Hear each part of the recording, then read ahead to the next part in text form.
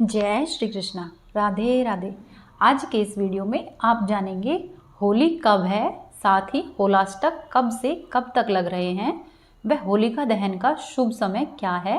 साथ ही आप यह भी जानेंगे कि होली के दिन इस बार जो चंद्रग्रहण लग रहा है उसका समय कब से कब तक है। आइए शुरू करते हैं। इस साल होली का त्यौहार 24 मार्च को है। इससे पहले 17 मार्च से होलाष्टक शुरू हो रहे हैं। होली के पहले के 8 दिन बहुत ही खास माने जाते हैं। कहा जाता है कि इन 8 दिनों में ग्रहों की स्थिति बहुत ही उग्र होती है, इसीलिए ग्रहों की स्थिति ठीक नहीं होने के कारण इन 8 दिनों में कोई भी शुभ कार्य नहीं किए जाते हैं। होलाष्टक भक्त प्रहलाद के वो दिन माने जाते हैं जब हिरण्यकश्यप ने उन्हें यातना दी थी। ऐसा कहा जाता है कि होलाष्टक में नकारात्मक विचार बढ़ जाते हैं। यह होलाष्टक के 8 दिनों में मनुष्य को स्वयं को केवल सकारात्मक विचारों की तरफ ही अग्रसर करना चाहिए। इन दिनों अच्छी किताबें पढ़नी चाहिए, सत्संग इत्यादि करना चाहिए, साधु संतों के प्रवचन सुनने चाहिए, मंत्र जाप करने के साथ ही नकारात्मकता दूर करनी चाहिए। इस बार फाल्गुन मास की पूर्णिमा तिथि 24 मार्च को सुबह 9:54 से प्रारंभ होगी और 25 मार्च को दोपहर में 12:29 पर इसका समापन हो जाएगा। इसीलिए इस बार होलिका दहन 24 मार्च रविवार के दिन होगा और रंग वाली होली 25 मार्च के दिन खेली जाएगी। होलिका दहन के लिए शुभ समय 24 मार्च की रात को 11:13 से 12:07 तक का शुभ मुहूर्त है। शास्त्रों के अनुसार सूर्यास्त के बाद ही होलिका की पूजा की जाती है और फिर उसे जलाया जाता है। इस बार होलिका दहन के दिन भद्रा लग रही है। साथ ही आपको बता दें कि इस साल होली की पूर्णिमा पर चंद्रग्रहण भी लगेगा। चंद्रग्रहण भारत में नहीं दिखने के कारण इसका असर भारत में नहीं होगा। होलिका दहन के दिन सर्वार्थ सिद्धि योग सुबह 7:34 से अगले दिन सुबह 6:19 तक रहेगा। वहीं इस दिन भद्रा प्रातःकाल 9:55 से शुरू होगी, वह मध्य रात्रि में 11:13 तक रहेगी। इसीलिए इस बार होलिका दहन के लिए केवल 1 घंटे 20 मिनट का समय उपलब्ध रहेगा। इस बार होली के दिन साल का पहला चंद्रग्रहण लगने वाला है। इस चंद्रग्रहण का कन्या राशि पर अधिक प्रभाव पड़ेगा।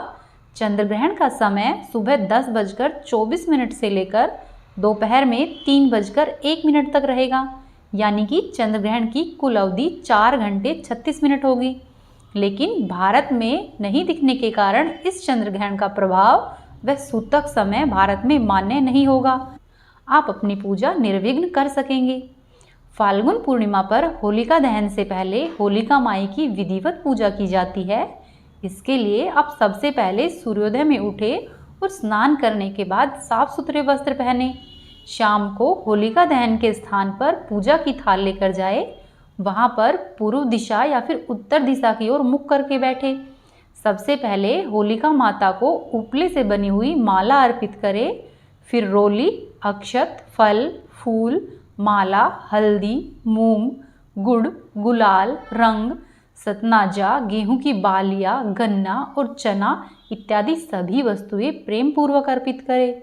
इसके बाद होलिका पर एक कलावा बांधते हुए 5 या फिर 7 बार परिक्रमा करें और अंत में जल चढ़ाकर होलिका माई से सुख संपन्नता की प्रार्थना करें।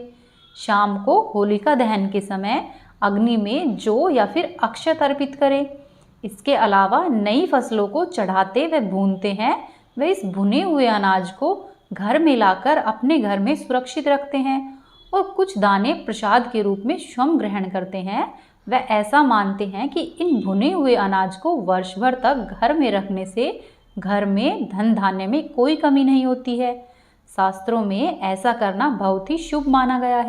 ऐसा माना जाता है कि भक्त प्रहलाद के पिता हिरण्यकश्यप ने अपनी बहन होलिका की गोद में अपने पुत्र प्रहलाद को बिठाया और उसे अग्नि में जलाकर मारने का प्रयास किया था। होलिका को ब्रह्मा जी के द्वारा यह वरदान प्राप्त था कि वह अग्नि से नहीं जलेगी, परंतु वह जब प्रहलाद भक्त को गोद में लेकर बैठी तो वह जल गई और प्रहलाद भक्त श्रीहरि विष्णु की कृपा से बच गया। इसी की घटना में होलिका दहन किया जाता है। भक्त प्रहलाद सतयुग में उत्पन्न हुए थे। साथ ही सतयुग में ही होली के दिन ही भगवान शिव ने कामदेव को भस्म करने के बाद कामदेव की पत्नी रति को श्री कृष्ण के यहाँ कामदेव के जन्म होने का वरदान दिया था। इसीलिए होली को वसंत महोत्सव या फिर काम महोत्सव भी कहते हैं। वहीं ऐसी भी मान्यता है कि इस दिन राजा पृथु ने राज्य के बच्चों को राक्षसी से बचाने के लिए लकड़ी में आग लगाकर उस राक्षसी को आग से मार दिया था। इसी कारण से होलिका मनाई जाती है। और त्रेता युग के प्रारंभ में विष्णु भगवान ने धूलि वंदन किया था, इसकी याद में धुलंडी मनाई जाती है। होलिका दहन के बाद जो रंग उत्सव मनाने की परंपरा भगवान श्री कृष्ण के काल से ही प्रारंभ हुई है। तभी से इसका नाम फगवाह हो गया, क्योंकि यह फागुन माह में आती है और इसी दिन सर्वप्रथम कृष्ण जी ने राधा पर रंग डाला था। इसी की याद में रंग पंचमी मनाई जाती है। श्री कृष्ण ने ही होली के त्योहार में रंग जोड़ा था। साथ ही प्राचीन काल में होली को होलाक के नाम से जाना जाता था और इसी दिन आर्य नवात्रेष्ठी यज्ञ करते थे। इस पर्व में होलिका नामक अन्न से हवन करने के बाद उसका प्रसाद लेने की परंपरा थी। होलिका अर्थात खेत में पका हुआ वह अन्न जो कि आधा कच्चा और आधा पका हुआ होता है। संभवतः इसीलिए इसका नाम होलिका उत्सव रखा गया है। प्राचीन काल से ही नई फसल का कुछ भाग पहले देवताओं को अर्पित किया जाता था, उसके बाद अन्न का उपयोग स्वयं करते थे। उम्मीद है आपको आज की जानकारी पसंद आई होगी। वीडियो को लाइक करें, चैनल को सब्सक्राइब करें, वीडियो को शेयर। ओम नमो भगवते वासुदेवाय नमः। जय श्री कृष्ण। राधे राधे।